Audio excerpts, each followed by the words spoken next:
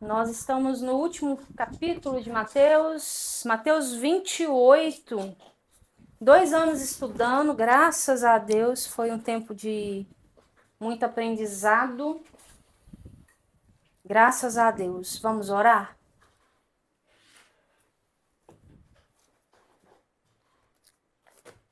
Vamos orar. Pai, te damos graça mais uma vez por tudo que o Senhor tem feito por nós. Sim, Senhor. Exaltamos o teu nome, queremos dizer o quanto nós amamos o Senhor, o quanto, ó Deus, nós desejamos que a tua presença seja manifesta, ó Deus, que o Senhor venha se revelar a nós mais uma vez. Nós clamamos por ti, te queremos mais, desejamos por mais do Senhor. Amém, Fala Senhor. conosco mais uma vez, revela-se a nós através da tua palavra. E que teu Espírito que é santo esteja sobre nós, em nome de Jesus. Amém. Amém, amém. Glória a Deus. Vamos ler Mateus 28. Vamos ler também por partes.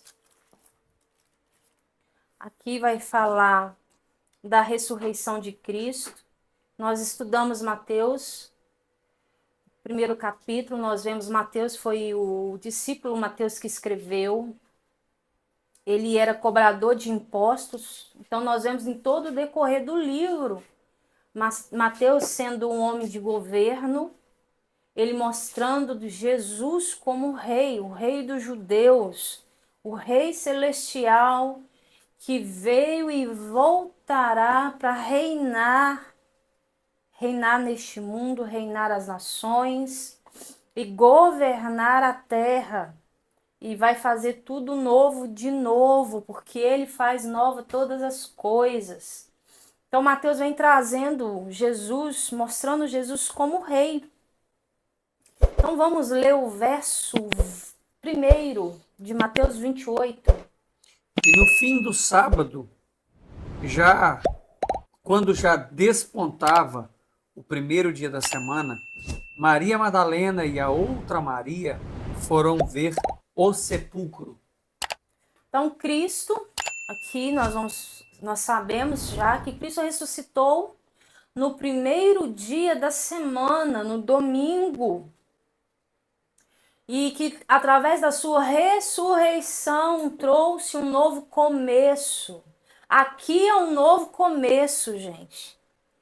Então ele trouxe um novo começo, uma nova era, ou seja, o reino dos céus, a ressurreição de Cristo vem trazendo o reino dos céus e logo foi estabelecido no dia de Pentecostes, que foi a inauguração da igreja do Senhor Jesus com a descida do Espírito Santo.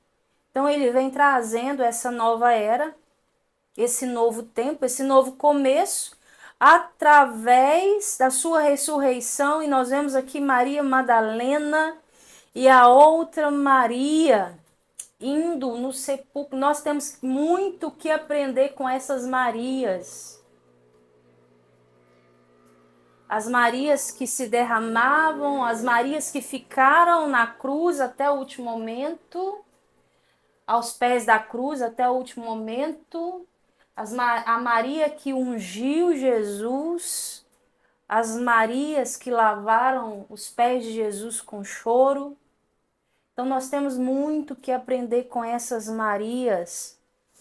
Então nós temos que aprender muito com essas Marias, ser adoradoras, ser responsivas à presença do Senhor, que elas sempre foram. E nós precisamos ser dia após dia.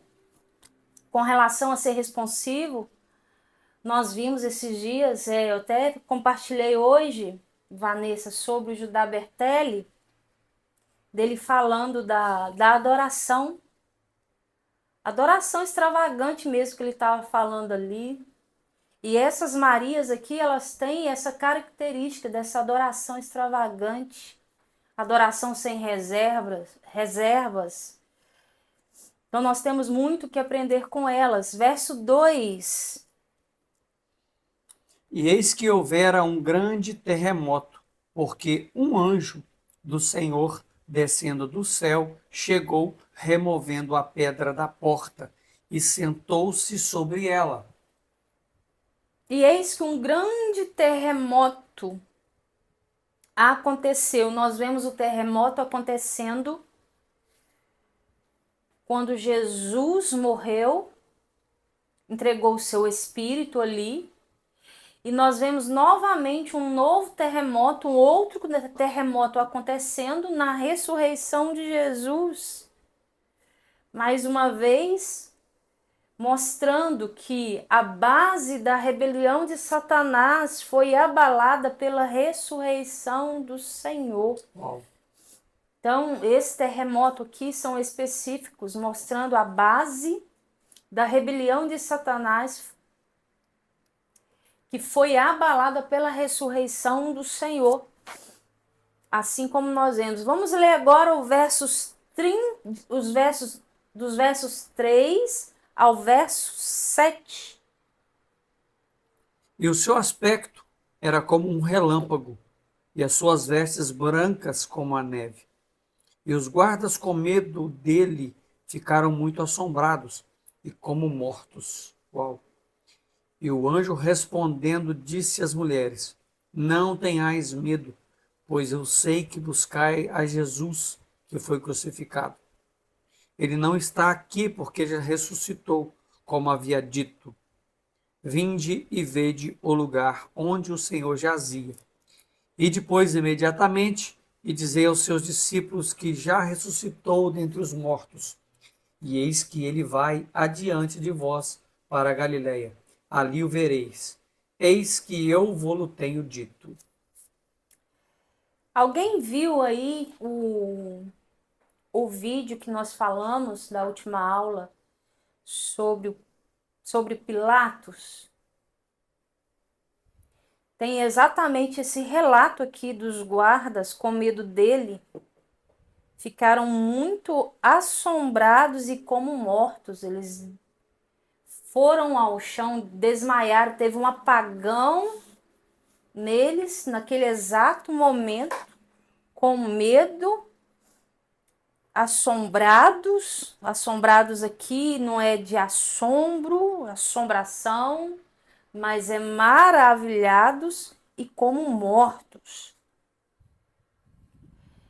Então o anjo trouxe boas novas, notícias de grande alegria para as duas Marias aqui, Maria Madalena e a Maria, e essa Maria aqui não é a mãe de Jesus, é a mãe de João e Tiago, os dois irmãos, os filhos do trovão.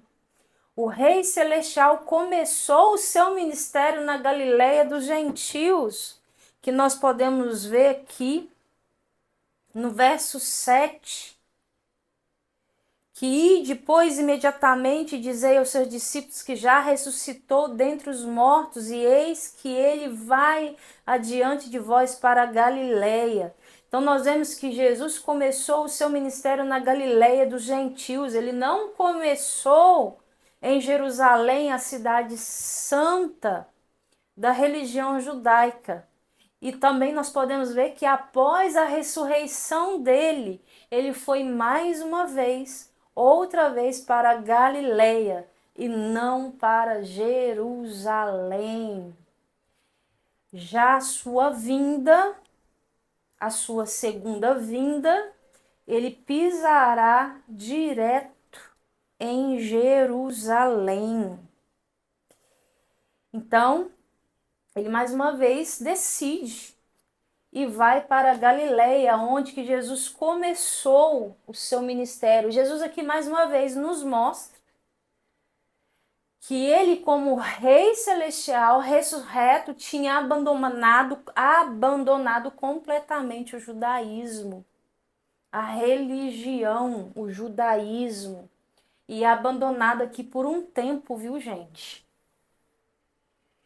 Abandonado aqui por um tempo, porque Deus endureceu o coração dos judeus e na grande tribulação, a tribulação é para os judeus, os restantes que estão na terra vai sofrer junto.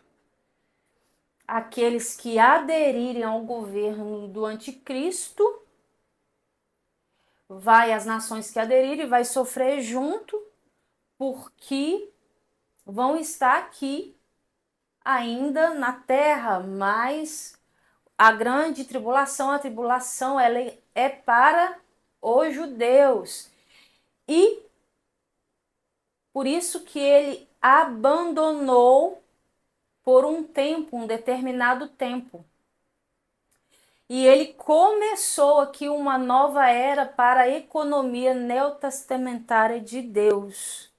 E essa economia neotestamentária, o Novo Testamento de Deus, ela vem para os gentios, certo? Até aqui?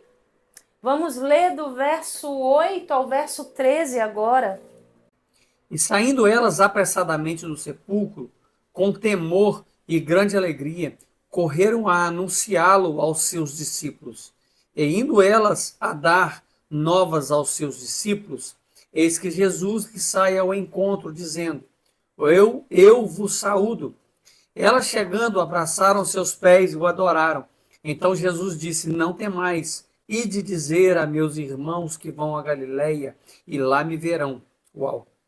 E quando iam, eis que alguns da guarda, chegando à cidade, anunciaram aos principais sacerdotes todas as coisas que havia acontecido. E congregados eles com os anciãos e tomando conselho entre si, deram muito dinheiro aos soldados, dizendo: Dizei, vieram de noite os seus discípulos e dormindo nós o furtaram. Então aqui elas saíram, no verso 8, vai dizer que elas saíram apressadamente do sepulcro, com grande temor e alegria ao mesmo tempo, com grande medo, com muita reverência e com muita alegria ao mesmo tempo, por causa de receber a notícia da ressurreição do Senhor. Elas viram um anjo, né, gente, a princípio, e por causa dessa boa notícia que esse anjo mensageiro estava trazendo,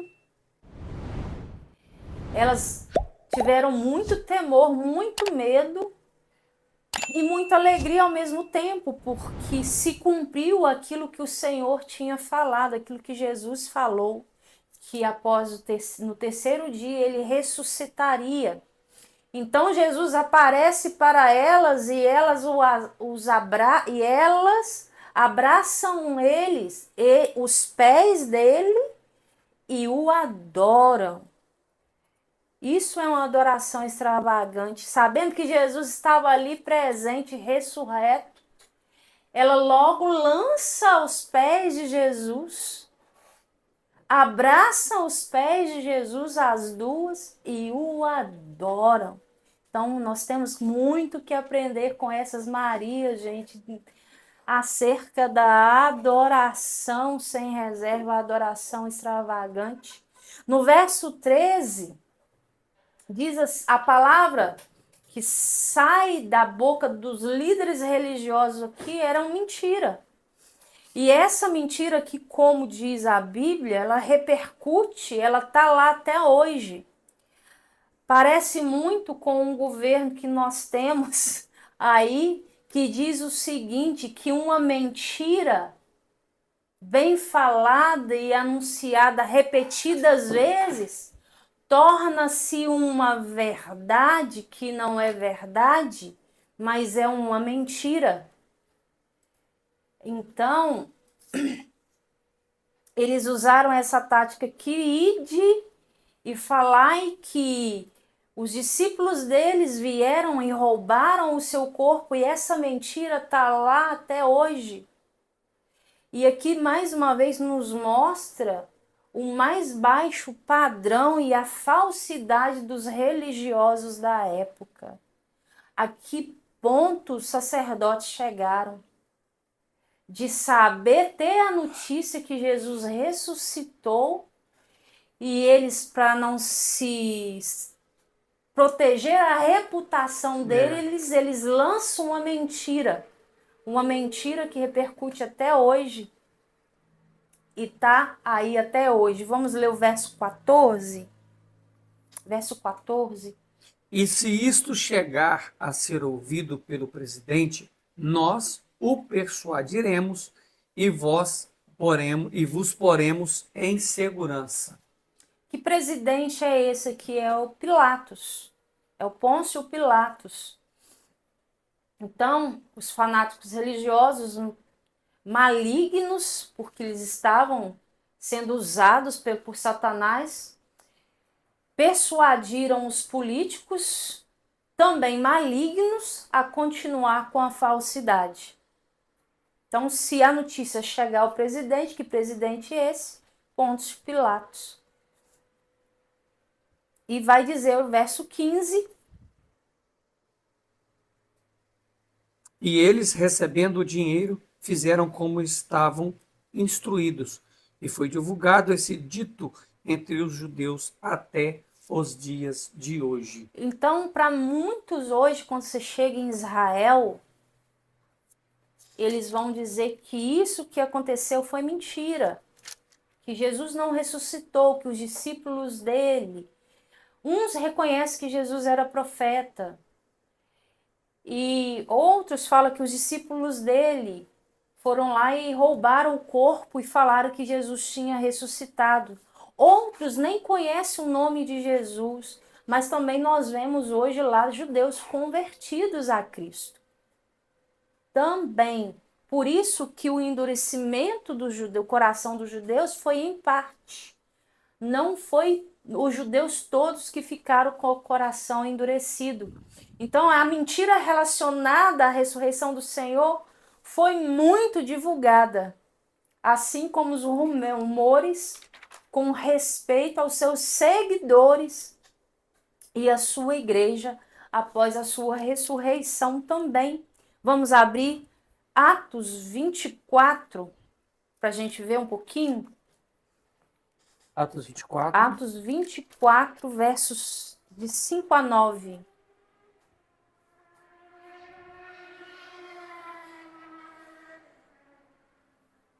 Temos achado que este homem é uma peste e promotor de sedições entre os judeus por todo o mundo, e o principal defensor da seita dos nazarenos, o qual intentou também profanar o templo, e nós o prendemos e, conforme a nossa lei, o quisemos julgar. Mas, sobrevindo o tribuno Lisias, nolo tirou de entre as mãos com grande violência. Vamos ver agora Atos 25, verso 7. 25:7. E chegando ele, rodearam-no.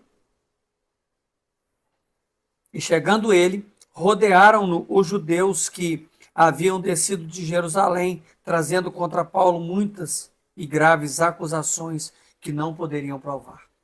Então, eles sempre usavam de ardis mentiras para que isso fosse disseminado no meio, para que houvesse perseguição tanto dos seguidores quanto dos discípulos de Cristo, quanto a igreja, a todos os discípulos de Cristo, que era a igreja. Então, eles usaram isso com Cristo e também usaram isso com os discípulos de Cristo. Na verdade, essa narrativa, né, esse storytelling forjado, ele já acontece desde os primórdios. Essa história que vocês contam e falam uma mentira, isso se torna verdade amanhã, é algo que já acontece há muitos anos, desde o início da história da humanidade. Né? Sim. Verso 16. Mateus 28? Mateus 28, versos 16 e 17. Mateus 28, 16 e 17. E os 11 discípulos partiram para a Galileia, para um monte que Jesus tinha designado. E quando o viram, o adoraram, mas alguns duvidaram. Ou seja, alguns duvidaram por quê? por causa da mentira disseminada no meio do povo. Uhum. E alguns discípulos acreditaram, maravilharam e adoraram a Jesus, mas outros duvidaram da ressurreição de Cristo. Então, e aqui nós podemos ver no verso 16 que Jesus, a constituição do reino foi decretada num monte, como nós vemos lá em Mateus capítulo 5, 6 e 7. Mateus 5, 6 e 7 mostra toda a constituição, a nova constituição, o novo testamento que Cristo nos traz na graça. E foi anunciado, foi falado no monte. Nós vemos também que na transfiguração de Jesus, do Rei Celestial, ocorreu também no alto monte, que está lá em Mateus capítulo 17, nós estudamos também sobre isso. E a profecia com respeito a esta era foi dada também no monte, o Monte das Oliveiras, que nós estudamos, Mateus 24 e 25. Foi dada no monte e agora, mais uma vez, os discípulos precisavam subir ao monte para receber novamente a economia neotestamentária de Deus.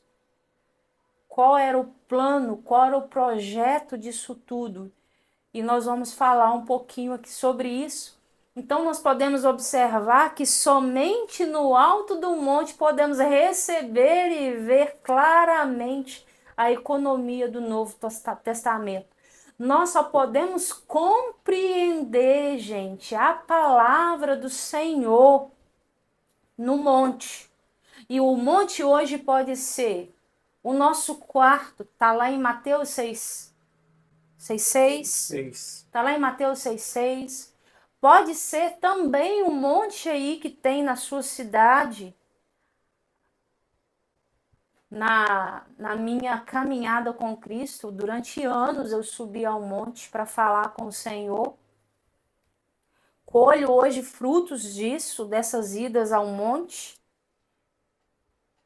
Então, no alto do monte, nós recebemos claramente a vontade, a economia dele para a nossa vida, porque a economia dele para a nossa vida é o plano perfeito dele para nós. É aquilo que ele escreveu antes da fundação do mundo a todos nós. E é nesse alto do monte, é nesse lugar secreto que nós podemos ver e entender a palavra do Senhor. Vamos ver qual é a economia, o que o Senhor falou, verso 18. E chegando Jesus, falou dizendo: é-me dado todo o poder no céu e na terra. Uau! É-me dado todo o poder no céu e na terra. Você coloca um pouquinho para mim? É-me dado todo o poder no céu e na terra. Ou seja, na sua divindade, como unigênito de Deus, o Senhor tinha toda a autoridade sobre tudo. No entanto, em sua humanidade como filho do homem, porque nós sabemos que lá em Colossenses, vai dizer que ele se humilhou, se esvaziando, tomando forma de homem. Ou seja, como que ele se humilhou? Tomando forma de homem. A forma de homem é de corpo. Diminui só um pouquinho, filho. Tá?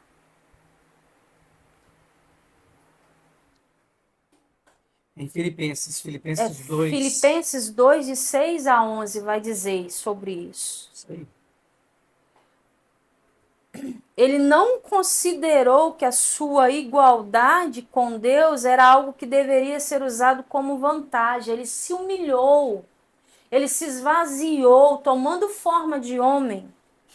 E ele, como homem, sendo filho do homem, o rei do reino dos céus, Foi-lhe dada autoridade no céu e na terra, e foi-lhe dado autoridade no céu e na terra, porque ele, sendo homem, se humilhou e obedeceu a Deus, cumprindo toda a sua vontade, morrendo É a morte, morte de cruz. até a morte, morte de cruz.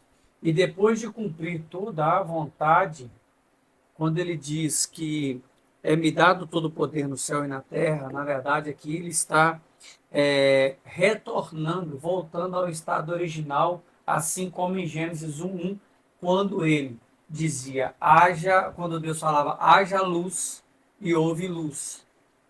Porque nós já falamos em algumas aulas passadas, Jesus é o verbo de Deus. João capítulo 1, verso 1 fala que ele era o verbo.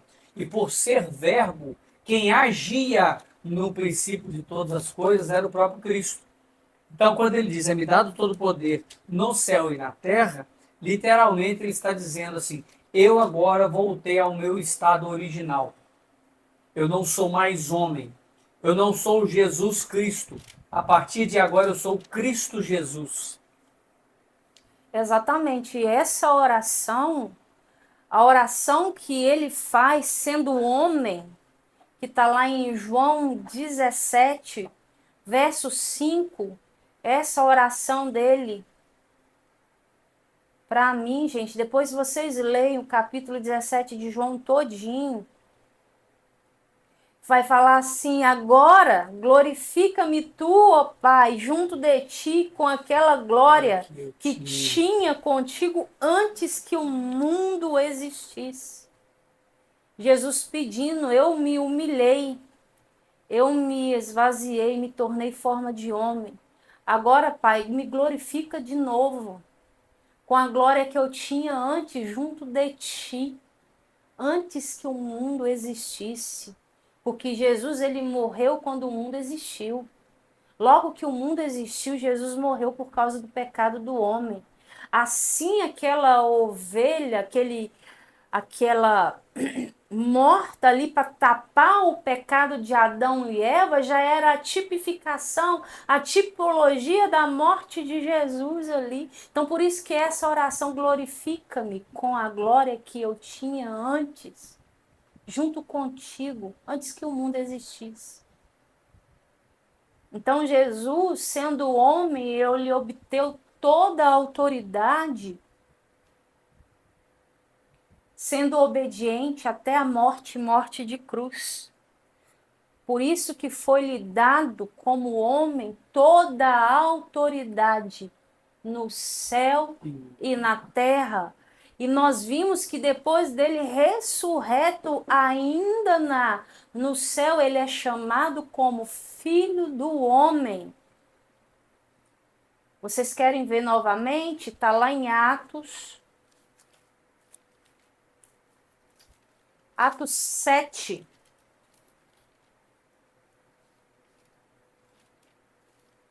Sete aqui, semana.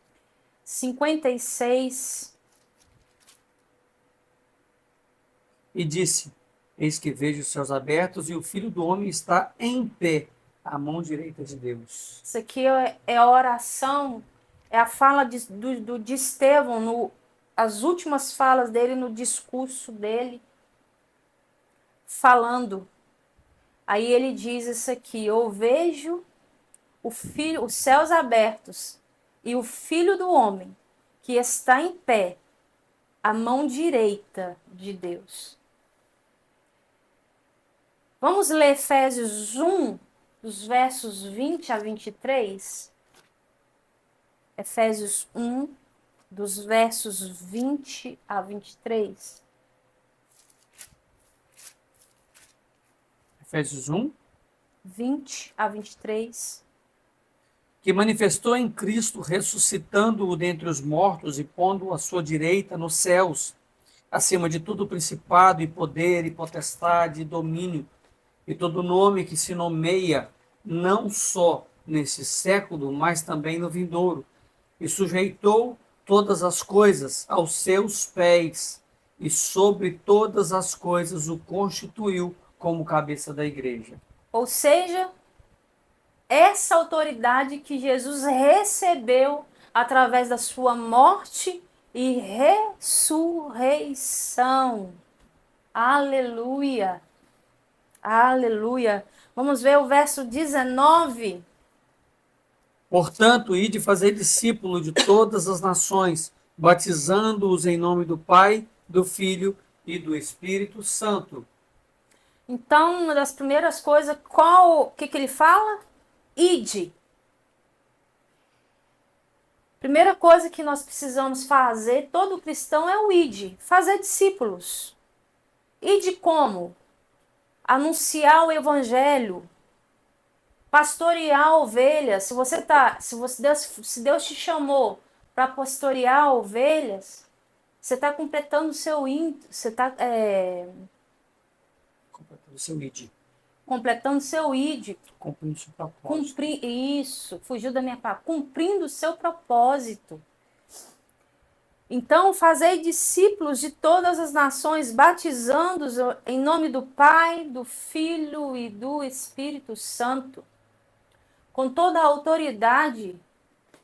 Como toda a autoridade foi-lhe dada, o Rei Celestial enviou os seus discípulos. É o ide. Nós somos discípulos de Cristo, você é discípulo de Cristo, então nós precisamos cumprir o ide do Senhor. Para quê? Para fazer discípulos de todas as nações.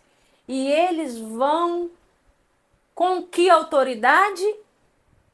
Autoridade que é constituída por Deus. A autoridade que foi constituída por Deus. Então, no verso 18, ele vai dizer assim: é-me dado todo o poder no céu e na terra. Então, portanto, ide. Eu estou dando autoridade para vocês também. Ou seja, porque foi me liberada a autoridade, eu agora delego a vocês. Agora eu delego a vocês. Lá em Marcos, abre aí Marcos 15. Vai ter Marcos vai falar melhor sobre isso. Marcos 15. Verso 15 a 18. Marcos 15. Marcos 15, versos 15 a 18. Então Pilatos, querendo satisfazer a multidão... Não, perdão. Marcos 16, gente. Verso 15 a 18. Marcos 16, 15 a 18. Disse-lhes, ide por todo mundo, pregai o evangelho a toda criatura. Quem crer e for batizado será salvo, mas quem não crer será condenado. E estes sinais seguirão aos que crerem. Em meu nome expulsarão os demônios e falarão novas línguas. Pegarão na serpente, e se beberem alguma coisa mortífera, não lhes fará dano algum. E porão as mãos sobre os enfermos e sararão. Sararão. Então nós vemos aqui que Marcos ele fala bem sobre o ide. É ide, anunciar, é curar enfermos, é expulsar demônios, é libertar cativos. Isso tudo faz parte do pacote do ide de Cristo, que ele, através da sua autoridade, assim como Deus delegou a autoridade a Cristo, deu toda a autoridade a Cristo, Deus nos delegou toda a autoridade também. Por isso que nós podemos fazer as coisas que Jesus fez e coisas maiores que ele fez. Porque ele nos deu toda a autoridade. E cumprir o ide é fazer dos pagãos povo do reino. Cumprir o ide é fazer dos pagãos povo do reino. Assim que também como nós fomos feitos povo do reino. Para que mesmo hoje o seu reino, que é a igreja, seja estabelecida na terra. Estabelecido na terra. Aleluia! Amém. Quer falar alguma coisa? Não sei mesmo. Muito bem explicado. Então, o batismo, aí ele vai falar aqui, batizando-os em nome do Pai, do Filho e do Espírito Santo. O batismo tira as pessoas arrependidas do antigo estado em que estavam e as introduz num novo estado. Joelma, você que batizou domingo, foi isso aqui que aconteceu com você. Você foi tirada do seu antigo estado e foi introduzida num novo estado, dando fim à sua velha vida e fazendo nascer com a nova vida de Cristo. Ou seja, aquele que passa pelo batismo nas águas, ele nasce com a nova vida de Cristo para se tornar o povo do reino. Esse é o pontapé. Todos nós estamos inseridos no reino, gente. Todos nós. Agora, ser inserido no reino não quer dizer que nós vamos reinar com Cristo. Mas todos nós estamos inseridos no reino do Senhor. Então, esse batismo, ele tem dois aspectos. O visível, que é pela água, e o invisível, que é pelo Espírito Santo. Ele tem dois aspectos. O visível, que é pela água, e o invisível, que é pelo Espírito Santo. Vamos ver Atos. Atos 2, Atos 2. versos 38. Atos 2, 38. E disse-lhes Pedro: arrependei-vos, e cada um de vós seja batizado em nome de Jesus, em remissão de pecados, e recebereis o dom do Espírito Santo. Ou seja, a partir do momento que nós somos batizados, o Espírito Santo passa a gerar dom em nós. Que dom é esse? Os dons do Espírito Santo. E vamos ver agora o verso 10, o capítulo 10 de Atos, versos 44 a 48. Atos 10, 44 a 48. E dizendo Pedro ainda essas palavras, caiu o Espírito Santo sobre todos os que ouviam a palavra. E os fiéis que eram da circuncisão, todos quantos tinham vindo com Pedro, maravilharam-se de que o dom do Espírito Santo se derramasse também sobre os gentios, porque os ouviam falar línguas e magnificar a Deus. Respondeu então Pedro: pode alguém, porventura, recusar a água para que não seja batizado? Estes que também receberam, assim como nós, o Espírito Santo, e mandou que fossem batizados em nome do Senhor. Então rogaram-lhe que ficasse com ele por alguns dias. Então, nós vemos nesses dois textos que nós lemos, uma coisa que a gente precisa colocar, gente, nós não podemos colocar o Espírito Santo numa caixinha e falar que ele age só de uma forma. Nós vemos no primeiro texto, lá de Atos 2:38, que a partir do batismo, a pessoa ela passa a gerar nela o dom do Espírito. Só que aqui Pedro, pregando para os gentios, ainda pregando, eles já foram batizados pelo Espírito Santo e começaram a falar o dom das línguas, em línguas estranhas, em línguas espirituais. Então, nós não podemos colocar a operação do Espírito Santo em uma caixinha, certo? Então, no aspecto visível, O aspecto visível aqui é a expressão, o testemunho do aspecto invisível. O aspecto invisível é a realidade do visível. Repete isso aí, o aspecto invisível. O aspecto visível, que é o batismo nas águas, a imersão nas águas, é a expressão do testemunho do aspecto invisível. Certo? Eu estou testemunhando que a partir de então eu tenho uma nova vida, eu vou ter dons espirituais, porque o Espírito Santo vai me batizar com dons espirituais. Mas o aspecto invisível, que é o batismo com o Espírito Santo, nos dons, é a realidade do visível. Sim. É a manifestação do visível. É a expressão exata, né? É a expressão exata. Então, aqui nós podemos ver que sem o batismo invisível pelo Espírito, o batismo visível pela água é vão.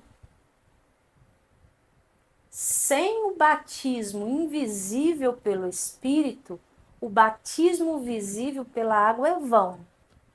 E sem o batismo visível pela água, o invisível pelo Espírito é abstrato e pouco prático. Posso repetir? Repete, por favor. Sem o batismo invisível pelo Espírito Santo, o batismo visível pela água é vão. Uau. Porque o Espírito Santo, ele não vai passar a gerar os dons, ele não vai passar a gerar o caráter de Cristo, e aí vai. E sem o batismo visível, que é a imersão pela água, o invisível pelo Espírito é abstrato. É só uma filosofia e pouco prático. É algo que não tem vida. Os dois têm que caminhar juntos. Foi feito, mas não tem vida. Ou seja, aquele que é batizado nas águas... É necessário que seja batizado no Espírito. É necessário que seja batizado no Espírito. Da mesma maneira, aquele que é batizado, e quando não tem essa ordem, porque a gente não pode colocar o Espírito Santo numa caixinha, se a pessoa ela for batizada pelo Espírito antes de batizar pelas águas, é necessário que ela seja batizada no Espírito. Pelas águas. Tá dando para entender, pessoal? Ou seja, ambos são necessários para a nossa vida. Então, os discípulos batizaram os recém-convertidos, não somente na água. Os discípulos, eles batizavam os recém-convertidos, não somente na água. Eles tinham essa prática, viu? Paulo passa em uma casa e vê que o pessoal, eu não lembro quem pregou antes dele, tinha sido salvo, mas não tinha recebido o batismo pelo Espírito Santo. Chega e pergunta, você batizou? Vocês foram batizados pelo Espírito Santo? Então Paulo impôs as mãos sobre eles, eu não lembro aonde que está o texto, e eles receberam o batismo. Ou seja, os discípulos, eles tinham essa prática, não somente na água que eles batizavam, mas também na morte de Cristo, no próprio Cristo, no Deus triuno e no corpo de Cristo. Nós vamos ler todos os textos aqui que falam sobre isso. Espera que a gente só vai estar achando... Atos 19. Atos 19, 2. Vamos ler? Só para a gente... Foi em Éfeso. Foi em Éfeso? E disse Paulo, e disse-lhes, recebesse-vos já o Espírito Santo quando creres? E eles disseram, nós nem ainda ouvimos que haja Espírito Santo. Nós nem ainda ouvimos que haja Espírito Santo. Atos 19, 2. Atos 19, 2. Então, Paulo ali impõe as mãos sobre eles e libera o batismo com o Espírito Santo sobre a vida deles. Então, eles batizavam os recém-convertidos não somente na água, mas também na morte de Cristo. Vamos ver? Romanos 6, versos 3 e 4. Romanos 6, 3 e 4. Ou não sabeis que todos quantos fomos batizados em Jesus Cristo, fomos batizados na sua morte, de sorte que fomos sepultados com ele pelo batismo da morte, para que com Cristo foi ressuscitado dentre os mortos pela glória do Pai. Assim, andemo-nos também em novidade de vida. Também no próprio Cristo, vamos ver Gálatas 3, 27.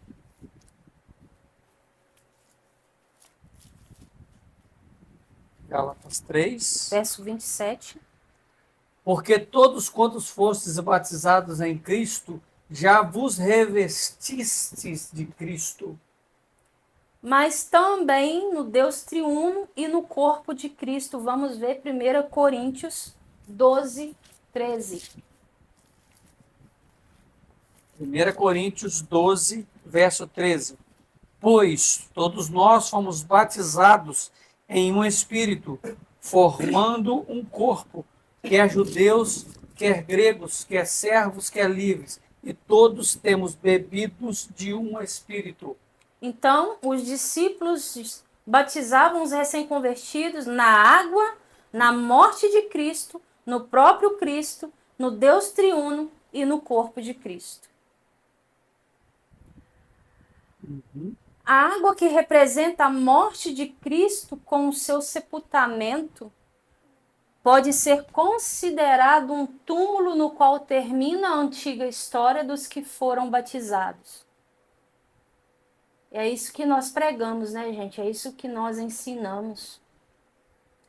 A morte de Cristo está incluída em Cristo. E Cristo é a própria corporificação do Deus triuno.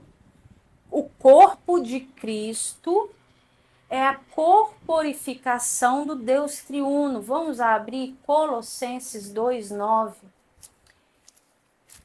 E o Deus triuno é um com o corpo de Cristo. Colossenses 2:9. 2:9.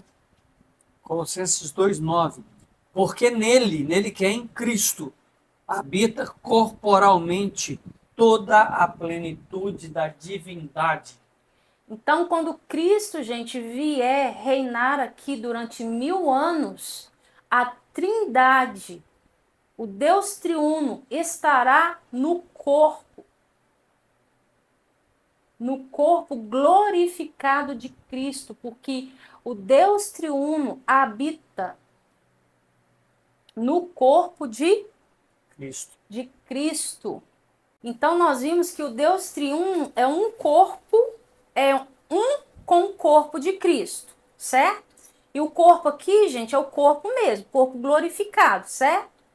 Que Jesus, ele passou pela glorificação do corpo, assim como nós também vamos passar pela glorificação do nosso corpo, ok? Ele foi a primícia, né?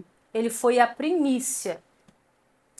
Então, batizar os próprios crentes na morte de Cristo, no próprio Cristo, é fazer uma única coisa: dar fim à sua velha vida, é fazê-los nascer com uma nova vida. Que vida é essa? A vida eterna. A partir daí, nós deixamos de ser mortais e passamos a ser imortais, certo? Porque lá no Éden, quando Deus tira Adão e Eva do jardim para que eles não comessem do fruto da árvore da vida, para que eles não ficassem imortais com o corpo caído, todo o corpo como caídos, eternos. Jesus vem fazendo exatamente isso aqui, trazendo a gente de volta para a vida eterna, trazendo a gente da mortalidade, trazendo a gente para a imortalidade. Certo? Ou seja, essa a vida eterna, que vida? A vida do Deus triuno. Então, o batismo foi ordenado pelo Senhor aqui, fazendo que para que nós transferimos, para que ele transfere as pessoas de sua própria vida, a vida caída, para a vida do corpo. O corpo aqui, o corpo de Cristo, visando o reino dos céus. Aí Jesus vem no verso 19, falando assim, em nome, batizando em quê? Em nome do Pai, do Filho e do Espírito Santo. Batizar as pessoas no nome do Deus triuno é fazê-las entrar numa união espiritual com Ele. Uau. A partir de então, nós somos um com Cristo. O que chamamos de amalgamar. Isto. Estar em plena comunhão. Estar em plena comunhão com Cristo. Então, há um só nome para a Trindade divina. Esse nome é a totalidade do ser divino. Há um só nome, gente, para os três, certo? E esse nome é a totalidade do ser divino. Ou seja, batizar alguém no nome do Deus triuno é imergi-lo em tudo o que ele é. Vou repetir. Batizar alguém no nome do Deus triuno é imergi-lo em tudo o que ele é. Os evangelhos de Mateus e João revelam a Trindade divina. Nós vamos ver em Mateus e João eles falando sobre a Trindade divina de um modo mais completo que todos os outros livros das Escrituras, tá, gente? Para que o povo escolhido de Deus participe dele, ou seja, tenha um ensinamento e venha participar dele. Então, assim, para a nossa experiência de vida, João desvenda o mistério da deidade do Pai, do Filho e do Espírito Santo. Ele vai desvendar esse mistério nos capítulos 14 a 16, ou seja, 14, 15 e 16 de João, depois se vocês quiserem ler. Então, só que aqui em Mateus, para constituir o reino, Mateus desvenda a realidade da Trindade de Deus. João, ele desvenda o mistério e Mateus desvenda a realidade da Trindade divina, dando um só nome para os três. Então, aqui nós vemos em Mateus capítulo 1, vamos lá abrir. Mateus capítulo 1, onde que nós começamos a estudar.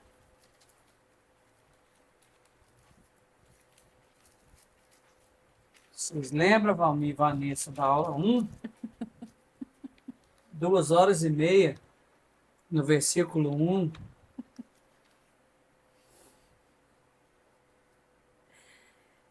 Vamos lá. No capítulo 1, nós vamos ver a Trindade, o Deus triuno.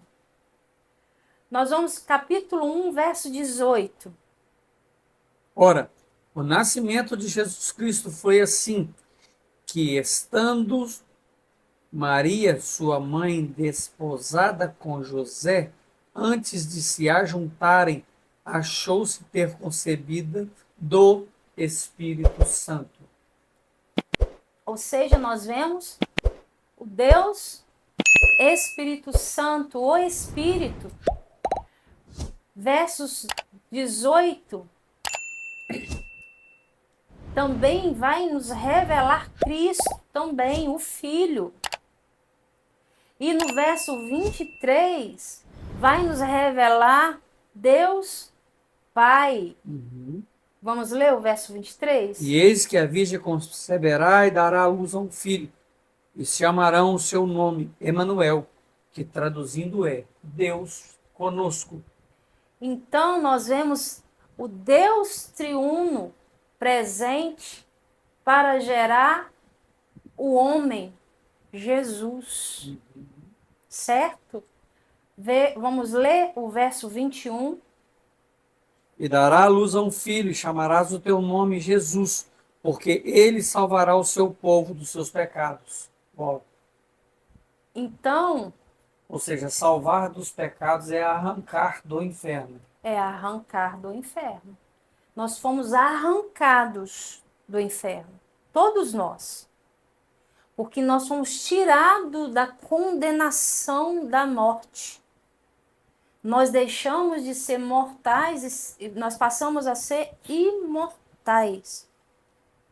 Então nós fomos arrancados deste lugar.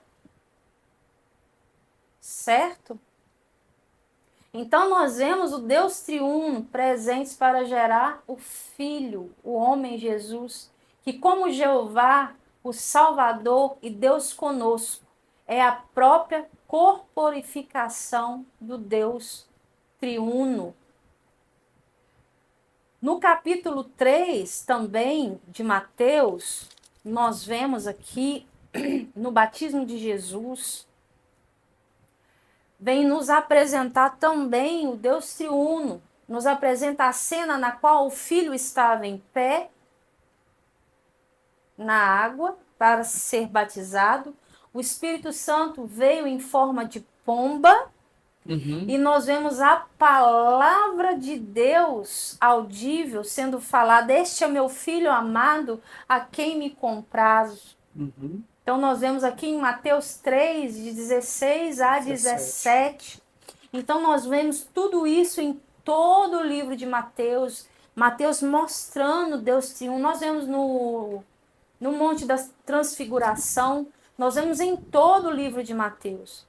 Então, no capítulo do encerramento, vem Mateus trazendo Cristo, que voltou para os seus discípulos, na atmosfera e realidade da sua ressurreição, para dar ordem a eles que fizesse dos gentios povo do reino, batizar as pessoas na realidade do Pai, do Filho e do Espírito Santo, visando constituir o reino dos céus.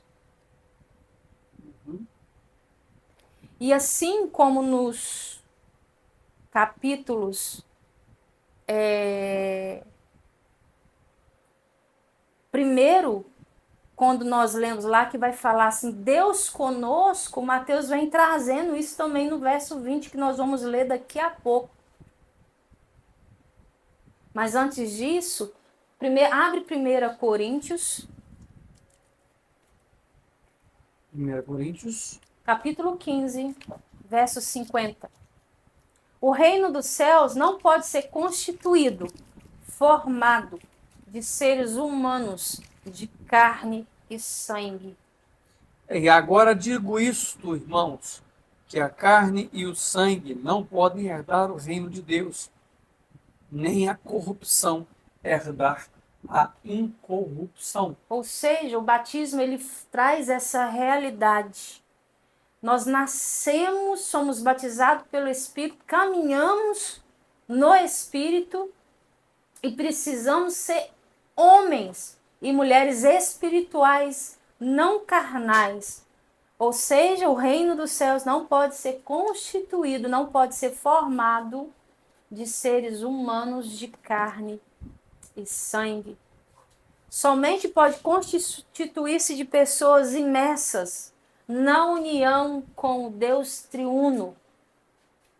Ou seja, a salvação, o batismo, ele faz parte da salvação do homem. Ou seja, elas precisam ser estabelecidas e edificadas com ele, o qual foi trabalhado nelas, porque a partir desse momento o Espírito Santo começa a trabalhar em nós. Amém? Vamos ver o verso 20. 20 de Mateus 28, verso 20. Mateus 28, verso 20. Ensinando-os a guardar todas as coisas que eu vos tenho mandado. E eis que estou convosco todos os dias, até a consumação do mundo. Amém. Ou seja, ensinando a guardar todas as coisas. Que coisas? Sermão do Monte, a nova Constituição.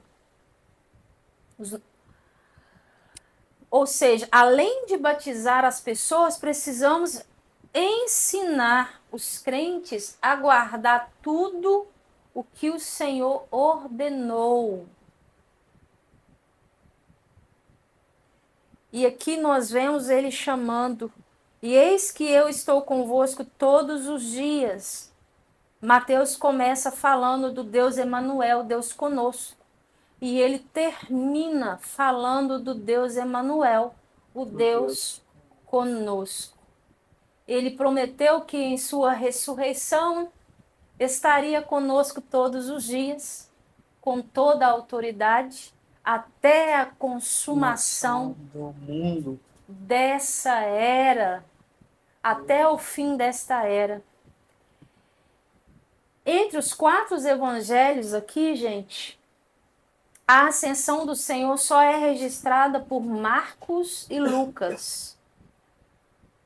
Viu? Nós vemos lá em Marcos 16, 19, fala sobre a ascensão do Senhor.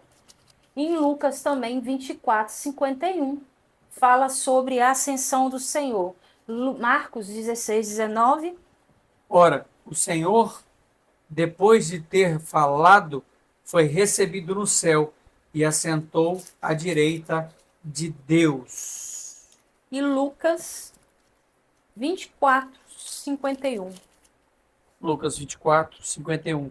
E aconteceu que, abençoando-os, ele se apartou deles e foi levado ao céu. Ou seja, João testifica que o Senhor, como Filho de Deus, o próprio Deus, é para os seus crentes. E como tal, jamais ele poderia ou iria deixá-los. Marcos e Lucas falam da ascensão. João ele vai testificar que o Senhor, como Filho de Deus, o próprio Deus, é para os seus crentes. E como tal, jamais ele poderia ou iria deixá-los. João mostra Deus, Jesus como Filho de Deus. E mostra também a paternidade de Deus sobre as nossas vidas. E como Pai, jamais ele poderia nos deixar. E Mateus prova que ele, como Emanuel, é o Rei Celestial, que está continuamente com o seu povo até a sua vinda, o Deus conosco. Jamais vai nos deixar órfãos, abandonados, até o fim desta era, que é a sua vinda para entrar a nova era, que é os 1000 anos, o milênio, que vai acontecer a parousia de Cristo. Aqui nós terminamos de estudar o livro de Mateus. Glória a Deus. Deus é bom. Deus é bom. Deus é bom. Terminamos aqui o livro de Mateus. Já já nós vamos ver o que nós vamos começar a estudar. Estaremos com vocês novamente. Deus vos abençoe em nome do Senhor Jesus. Amém. Amém.